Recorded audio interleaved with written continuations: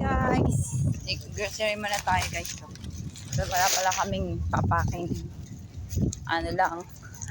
Yung iihawin lang tsaka kaunting rice. So bumili tayo ng foods. Survey. Yan. Night swimming tayo sa Asri restaurant. Resort. Yan. So yun, dalan tayo dito sa baba. Maraming tao. Yan. So since holiday today and tomorrow, maraming tao guys. Yan.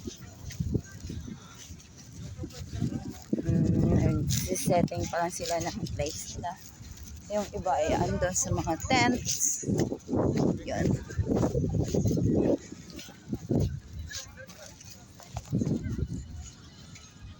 Guys, ang daming tao dun banda. Oo. Sa baba. Okay guys. Bye for now.